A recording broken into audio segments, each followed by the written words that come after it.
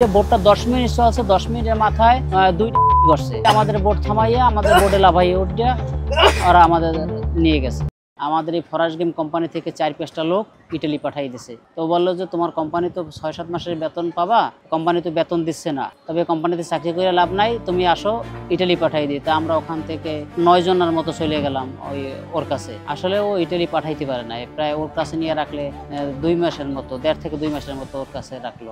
ওর কাছে রাখার পরে ও আবার ত্রিপুলি এক লোকের কাছে দিল, সেখানে রইলাম প্রায় 2 মাসের মতো। সে আমার কাছ থেকে সম্পূর্ণ টাকা নিয়ে সে প্রায় 3 মাস 3.5 মাস পরে একটা গেম দিয়েছে। বোর্ডে ওঠার আগে আমাদের বিক্রি দিয়েছে, 10 মিনিট বোর্ডটা চলছে, এরপর আমাদের নৌবাহিনীর ধরে মাফিয়ার কাছে বিক্রি করে ফেলাইছে। আমি যখন মাফিয়ার কাছে যাই তখন অত্যাচারিত হই, তখন কার দিছি 10 লাখ টাকা, সম্পূর্ণ টাকা বাংলাদেশ থেকে নিয়ে দিছি। ওই দিন যেদিনকার বোর্ডে উঠছি ওদিনকার আমাদের বোর্ডে ওঠার আগেই আমার ধারণা আমাদের বিক্রি করে ফেলাইছে। আমরা 110 জন ছিলাম, আমরা বোর্ডে উঠছি 110 জন। তখনকারে 3টা বোট ছাড়ছে, সন্ধ্যা রাত্রে যে বোট 2টা ছাড়ছে ওই বোট 2টা ইটালি চলে গেছে। আর ভোর রাত্রে আমাদের যে বোটটা ছাড়লো ওই বোটটা 10 মিনিট চলার মাথায় ধরে ফেলাইছে। ওইখানে একটা ক্যাম্প আছে, ওসামা ক্যাম্প, সেই ক্যাম্পে নিয়ে ওখানে মারধর করে 15 লক্ষ টাকা মুক্তি পৌঁছাইল। বোটটা ধরছে ওই দেশের একটা বাহিনী, মিলিশিয়া বাহিনী বা নৌবাহিনী এরকমের বলে, ওরা ধরে নিয়েছে। ওই বাহিনীটাই ছিল আর ওই ওসামার বাহিনী।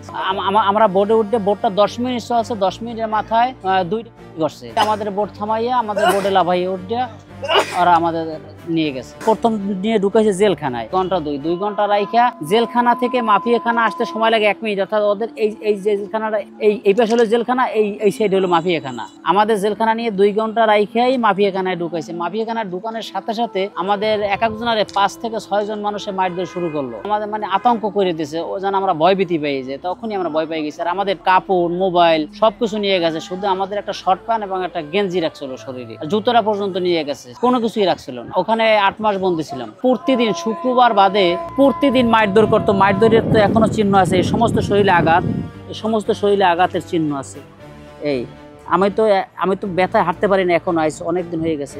সব আতুরের বাড়ি, আতুর দিয়ে মারতো, বেশিরভাগ মারতো হলে পাইপ দিয়ে, পাইপ আতুর আর হলো যাই প্লাস এই দিয়ে মারতো। আর পাড়াইতো বুট দিয়ে প্রায় এক একজন মানুষের 6 জন 7 জন মানুষের পাড়াইতো সবাইয়া। তারপরে পাঁচরাইতো। এই মাথায় আঘাত আছে, এই হাতে আঘাত আছে, এমন কোনো জায়গা নাই যে আমার আঘাতের চিহ্ন নাই। এই আঙ্গুল 2টা অপাস, এখন পর্যন্ত আমি নাড়াচাড়া করতে পারি না, এই কান এলোমেলো হয়ে গেছে।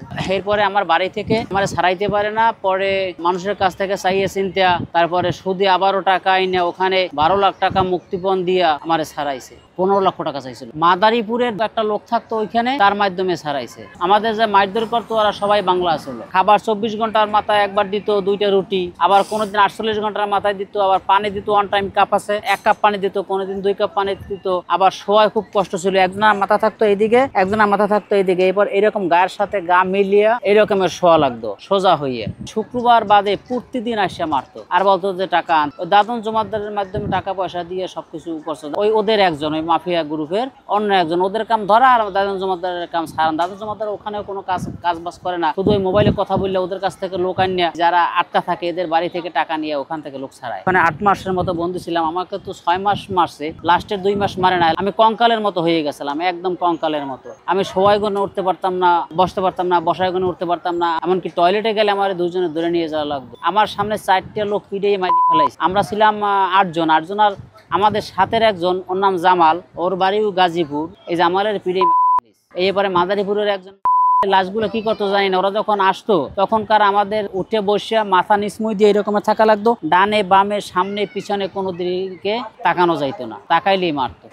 ওরা এত মারতো যে মাইরে আমরা বেহুশ হয়ে যাইতাম, আমাদের কোনো হুঁশ জ্ঞান থাকতো না। বাড়িতে ফোন করাইতো আর মারতো, ফোন করাইতো আর মারতো আমাদের। ওরা আসতো প্রতিদিন রাত্র 2টায় আর যাইতো দুপুর 12টায়। এই আধা ঘন্টা পর 1 ঘন্টা পর 15টা 20টা করে বাড়িয়ে দিত। 15টা 20টা কোনো সময় পারাইতো, গিডে নকে। আমার এই নখ পড়ে গেছিল, আবার নতুন নখ জ্বালাইছে, নখ পড়ে গেছিল। আতুরের বাড়ি এখনো আছে, আতুরের বাড়ি। ফ্যামিলিতে তো আমি খালি ফোন দিয়ে কান্নাকাটি করতাম, হাত পা ধরতাম। আব্বা জীবিত নাই, আমার কোনো ভাই নাই, আমি একাই ফ্যামিলিতে। আমার 3টে বোন আছে, মা আছে, আমার স্ত্রী আছে, 3টা সন্তান আছে, একটা ছেলে 2টা মেয়ে। আল্লাহ রাস্তে চাইয়ে চিনতে আমার এখান থেকে খারাপ মা আমি মরে যাবো। তারা এলাকায় নামে মানুষের সাহায্য সহযোগিতা নিয়ে সুদে টাকা নিয়ে তারপরে আমার তার সাথে কথা ছিল আমাকে ওখান থেকে ছাড়াইয়া আমাদের পার্শ্ববর্তী এলাকায় একটা লোক, ওর নাম হচ্ছে দুলাল, ও থাকে ত্রিপুলি তাজুরা পর্যন্ত আমার পৌঁছাই দেওয়ার দায়িত্ব ছিল তার। কিন্তু সে তার কাছে ছাড়াইয়া সম্পূর্ণ টাকা নিয়ে তাজুরা পৌঁছাই না দেওয়ার আগেই আমার আবার কালাবুশে অ্যারেস্ট করে। কালাবুশে অ্যারেস্ট করার পরে আবার 2 মাস রাখে জেলখানায় কালাবুশে। তখনকার আমার স্ত্রী দাদনের বাড়িতে ছিল। কে বলছে যে হয় আমার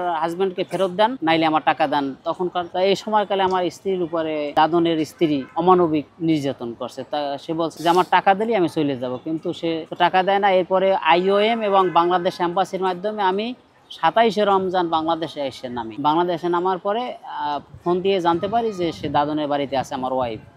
এবারে বলছি যে আমি তো ঢাকা আসছি, আমি তো হাঁটতে চলতে পারি না, খুব দুর্বল। আমার এই যে ফুফাতো বোনের বাসা দেখলেন, ওই বাসায় অর্থের অভাবে চিকিৎসা করতে পারি না। তারপর এখানে কিছুদিন থাইকা এরপরে আমি বাড়িতে গেছি। বাড়িতে যাইয়া আবার মানুষের সাহায্য সহযোগিতা নিয়ে এই ঢাকায় আসি। লিবিয়া যেন কোনো মানুষ না যায়, কোনো মা তার সন্তানকে যেন লিবিয়া না পাঠায়, কোনো পিতা যেন তার সন্তানকে না পাঠায়, কোনো ভাই যেন তার ভাইকে অন্তত লিবিয়া নামক স্থানে না পাঠায়।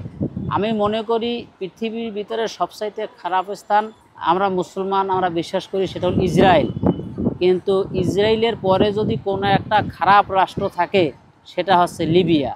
আর বাংলাদেশের কিছু খারাপ মানুষ ওখানে যাইয়া মানুষ যদি বাঙালিকে না কেনতো তাহলে তো আমরা এত বিপদে পড়তাম না।